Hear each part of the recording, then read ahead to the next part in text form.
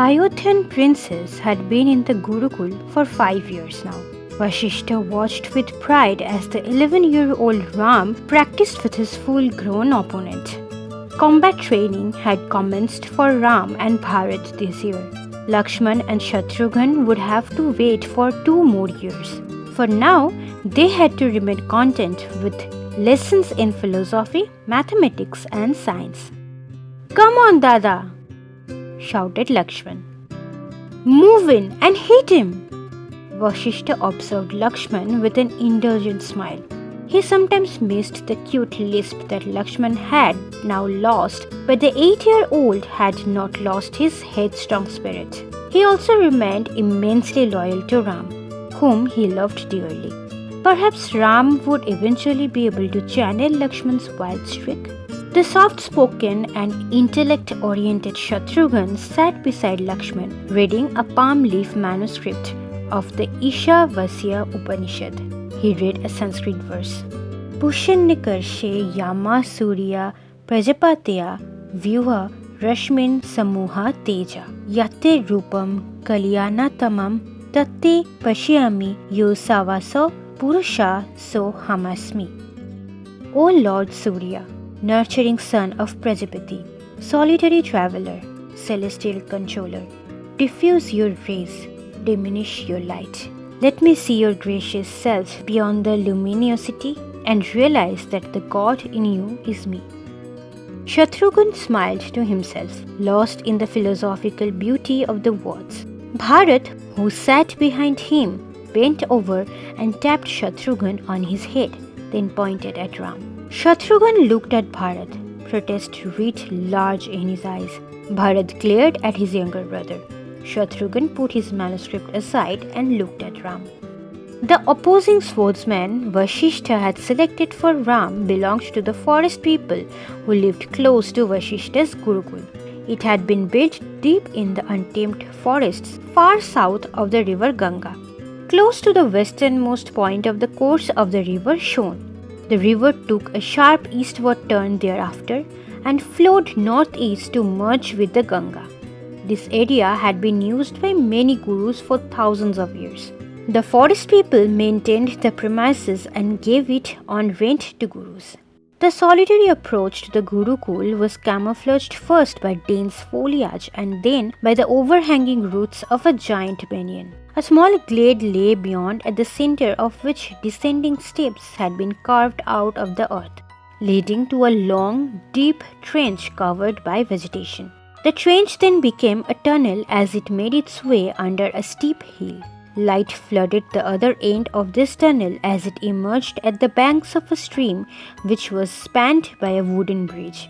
Across lay the Gurukul, a simple monolithic structure hewn into a rocky hillside. The hill face had been nearly cut as though a huge cube-shaped block of stone had been removed. 20 small temples carved into the surface faced the entrance to the structure, some with deities in them, others empty. 6 of these were adorned with an idol each of the previous Vishnus. One housed Lord Rudra, the previous Mahadev, and in yet another sat Lord Brahma, the brilliant scientist. The king of the Devas, the gods, Lord Indra, who was also the god of thunder and the sky, occupied his rightful place in the central temple, surrounded by the other gods. Of the 2 rock surfaces that faced each other, one had been cut to compromise the kitchen and storerooms, and the other alcove-like sleeping quarters for the guru and his students. Within the ashram, the princes of Ayodhya lived not as nobility but as children of working-class parents. Their royal background, in fact, was not public knowledge at the Gurukul. In keeping with tradition, the princes had been accorded Gurukul names. Ram was called Sudas, Bharat became Vasu, Lakshman was Paurav, and Shatrughan Nalatardak. All reminders of their royal lineage were proscribed. Over and above their academic pursuits, they cleaned the Gurukul, cooked food and served the Guru. Scholastic mastery would help them achieve their life goals. The other activities would ingrain humility with which they'd choose the right life goals. Looks like you have warmed up, Sudas. Vashishta addressed Ram, one of his 2-star pupils. The Guru then turned to the chief of the tribe who sat beside him. Chief Varun, time to see some combat? The local people, besides being good hosts, were also brilliant warriors. Vashishta had hired their services to help train his wards in the fine art of warfare. They also served as combat opponents during examination, like right now. Varun addressed the tribal warrior who had been practicing with Ram. Matsya and Ram immediately turned to the spectator stand and bowed to Vashishta and Varun. They walked over to the edge of the platform, picked up a paintbrush broom each, dipped it in a paint can filled with red dye, and painted the sides and tips of their wooden practice swords. It would leave marks on the body when struck, thus indicating how lethal the strike was. Ram stepped on the platform and moved to the center, followed by Matsya. Face to face, they bowed low with respect for their opponent.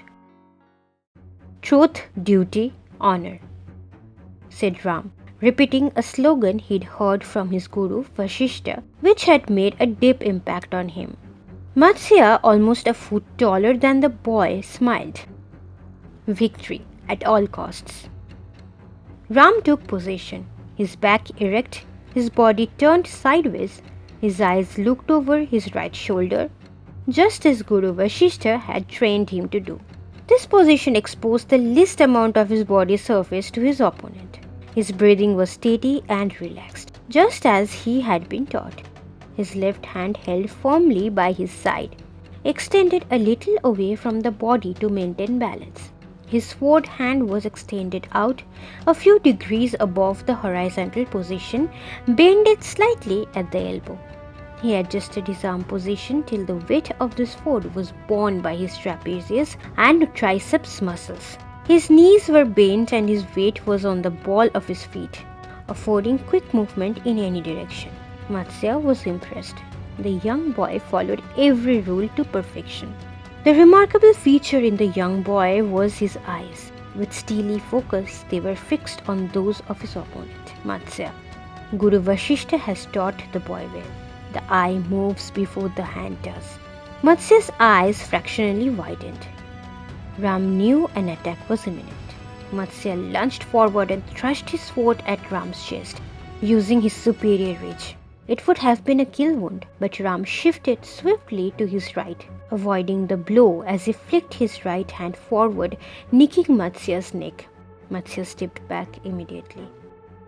"Why didn't you slash hard, Dada?" screamed Lakshman. "That should have been a kill wound." Matsya smiled appreciatively. He understood what Lakshman hadn't. Ram was probing him.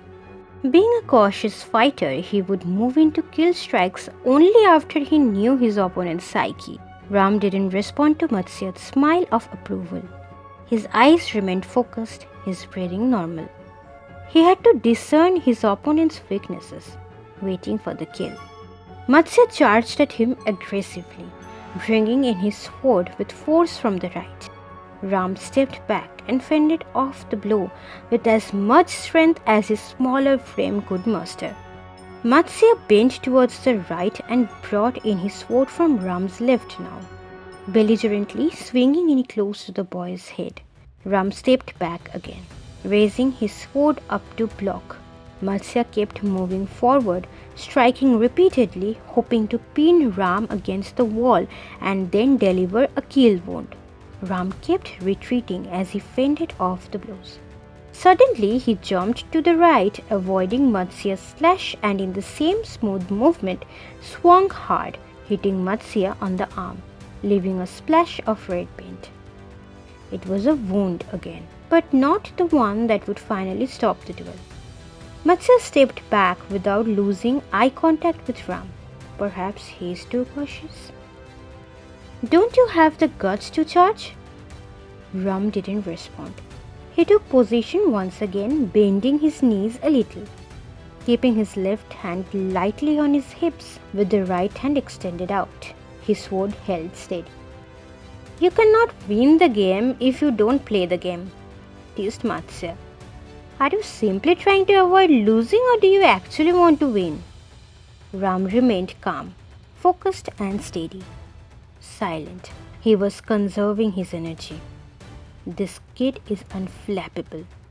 Matsya mused. He charged once again, repeatedly striking from above, using his height to try and knock Ram down. Ram bent sideways as he parried, stepping backwards steadily. Vasishta smiled, for he knew what Ram was attempting. Matsya did not notice the small rocky outcrop that Ram smoothly sidestepped as he slowly moved backwards. Within moments, Matsya stumbled and lost his balance. Not wasting a moment, Ram went down on one knee and struck hard, right across the groin of the tribal warrior. A kill wound. Matsya looked down at the red paint smeared across his groin. The wooden sword had not drawn blood but had caused tremendous pain. He was too proud to let it show. Impressed by the young student, Matsya stepped forward and patted Ram on his shoulder. One must check the layout of the battlefield before a fight. Know every nook and cranny. You remember this basic rule. I didn't. Well done, my boy.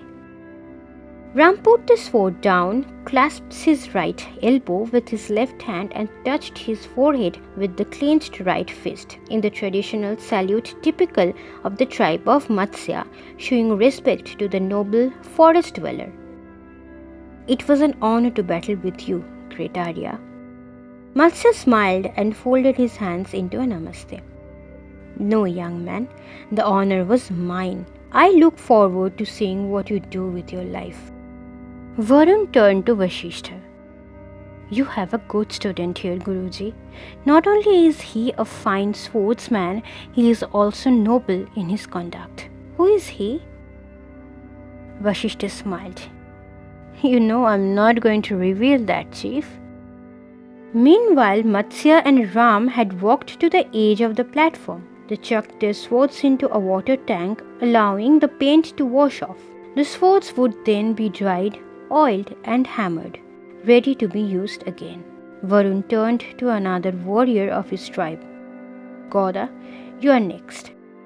Vasishta signaled Bharat, addressing him by his Gurukul name. Vasu. Gauda touched the ground with reverence, seeking its blessings before stepping into the platform. Bharat did no such thing. He simply sprang up and sprinted towards the box that contained the swords. He'd marked a sword for himself already, the longest. It negated the advantage of reach that his opponent, a full-grown man, had. Gauda smiled indulgently. His opponent was a child after all.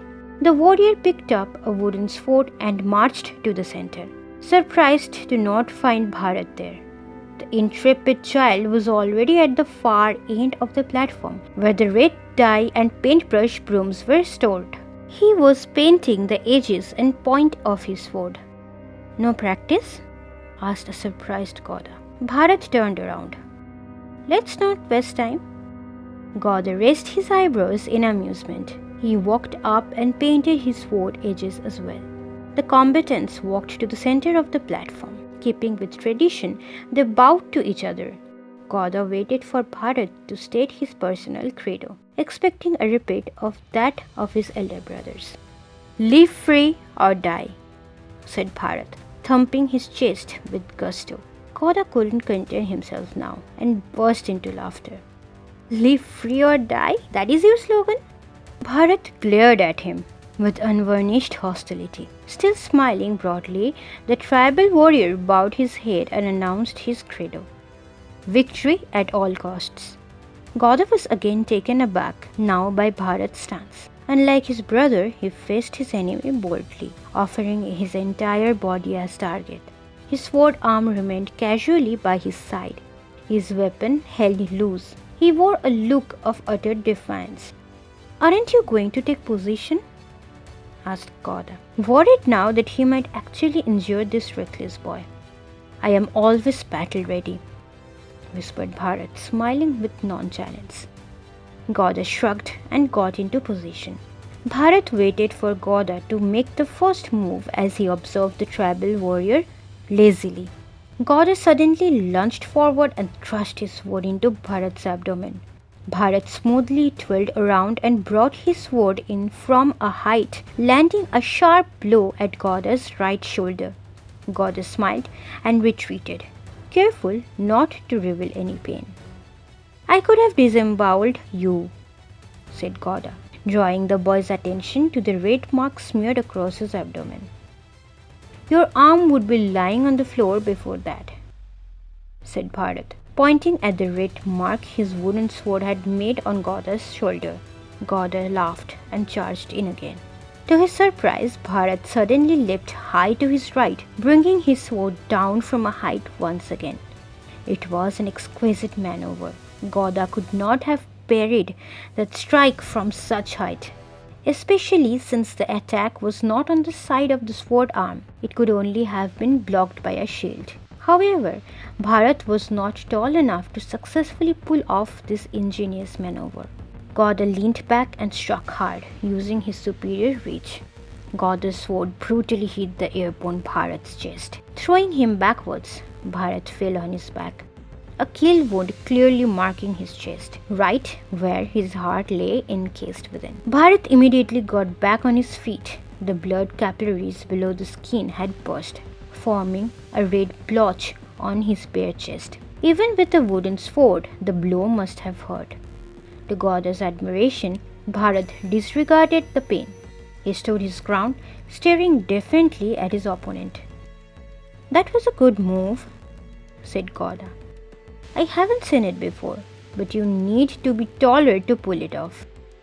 Bharat glared at Goda, his eyes flashing with anger. I will be taller one day. We will fight again. Goda smiled. We certainly will, boy. I look forward to it. Varun turned to Vashishta. Guruji, both are talented. I can't wait for them to grow up. Vashishta smiled with satisfaction. Neither can I.